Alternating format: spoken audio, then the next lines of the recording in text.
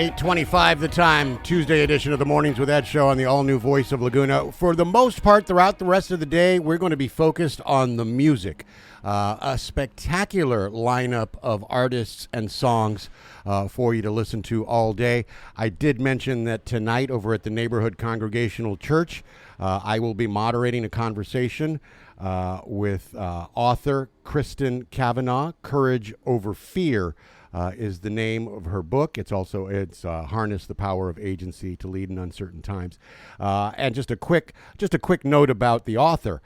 She served as the vice chair of the Department of Defense's inaugural Defense Advisory Committee on Diversity and Inclusion until it was disbanded by the Trump administration earlier this year.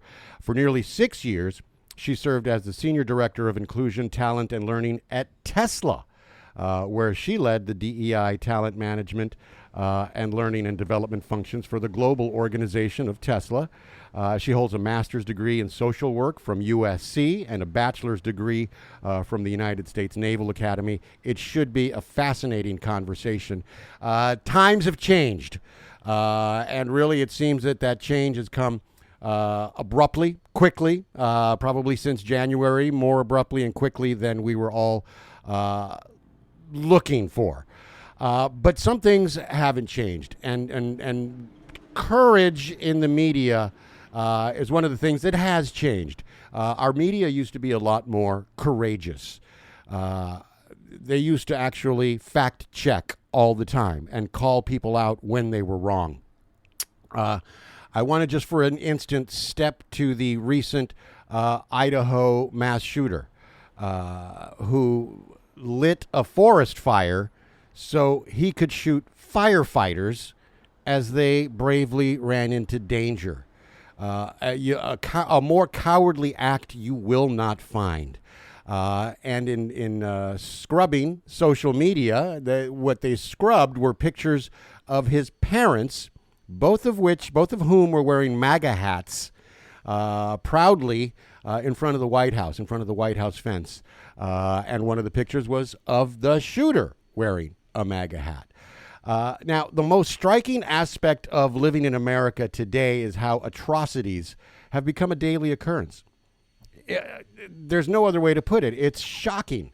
One day it's a car bomb outside a fertility clinic. The next day it's a man shooting up a black church or a Jewish temple.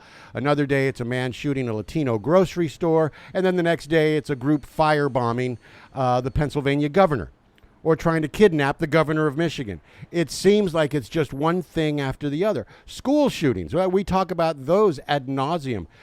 School shootings alone have become near daily tragedies here in this country, whereas they are so rare in other countries. Some countries with millions of residents that have existed for hundreds of years have never suffered a school shooting. Australia, infamously, had one tragic school shooting and within weeks passed the most comprehensive gun safety bill in the Western world. Have you ever heard the story of the fish who can't recognize the existence of water? Well, the allegory highlights how easily we overlook the most fundamental and ever-present aspects of our own reality. The most ever-present reality of living in the United States are the daily acts of right-wing terrorism committed against innocent civilians. This week it's Idaho. Last week it was Minnesota, and before that, Charleston and Charlottesville, Columbine, Oklahoma City, El Paso, Buffalo, Pittsburgh. It's a list too long to name. And it's a gun, a bomb, a car. It's all different things. The places change. The weapons change. The victims also range from middle class to working poor to immigrants to black people going to church, black people shopping for groceries, Jewish people at a synagogue, kids in a school.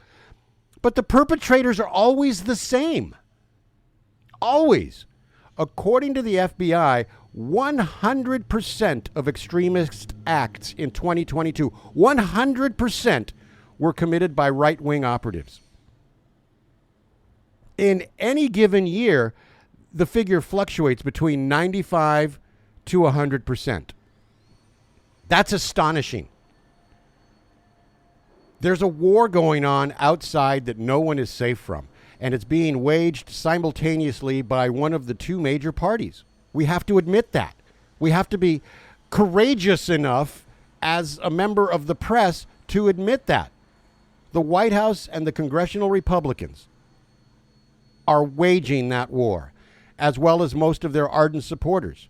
Foreign governments correctly identify the Proud Boys as a terrorist group. Meanwhile, the White House gives them pardons, a bank robber mask, and an ice vest.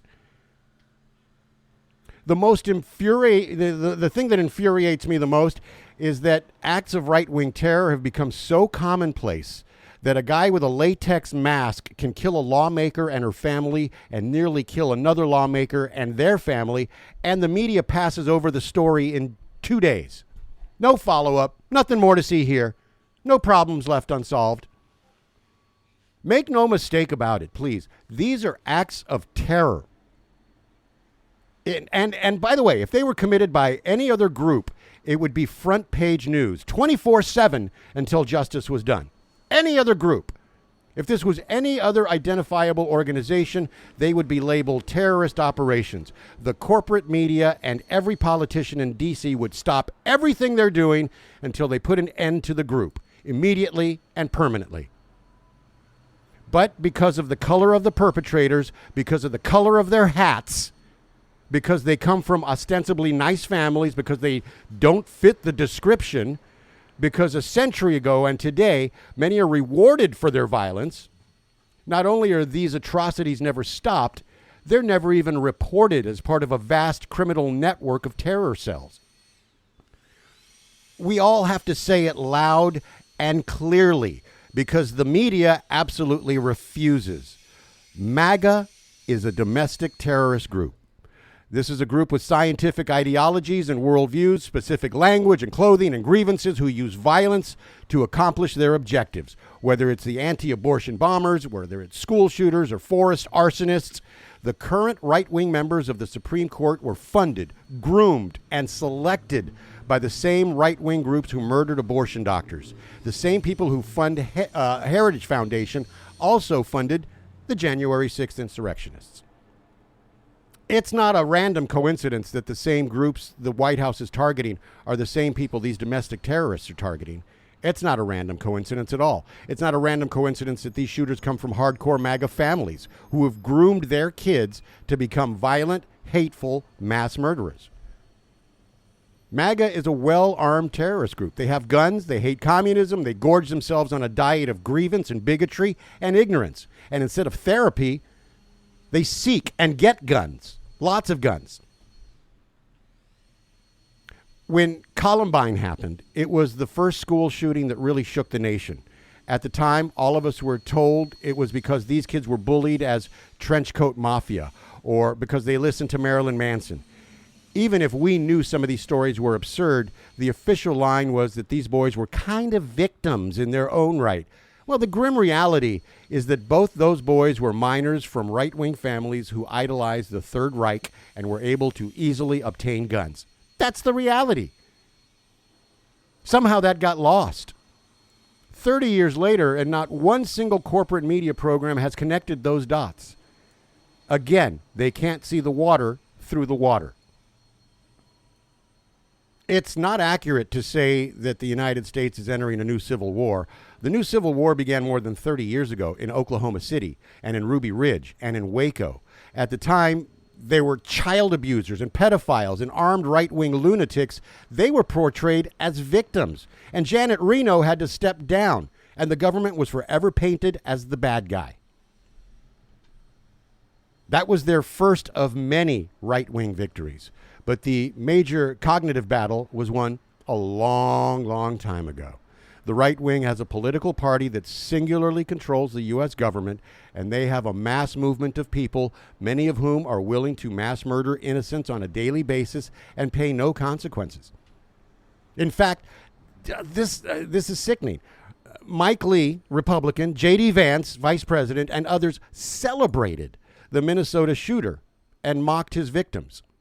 Imagine trying to convince someone you live in a functioning democracy where the sitting vice president celebrates acts of terrorism against lawmakers, and not a single major media group thinks that's worth covering for a few days. Not a single lawmaker in D.C. has stated unequivocally that stopping those acts of terror should be a national priority above all else.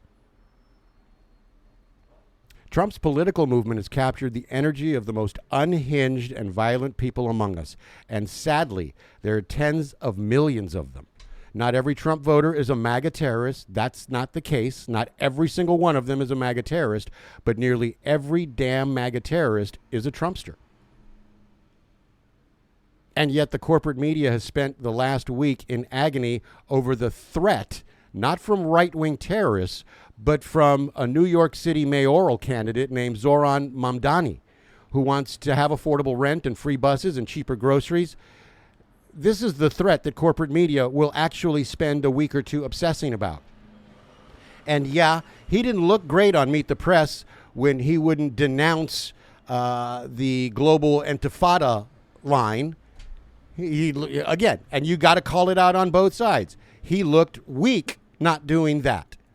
And he also didn't look great going, there should be no billionaires, which a lot of people agree with. But again, you're looking at two sides of a different coin here. We don't live in a democracy. You live in a military oligarchy where the 40 richest people could fit. You can fit 40 people on a bus, right? The 40 richest people have more wealth than the bottom 60%. The government no longer has the consent or legitimacy of the people. It's now held together by masked thugs, some who work for the federal government while others are free agents.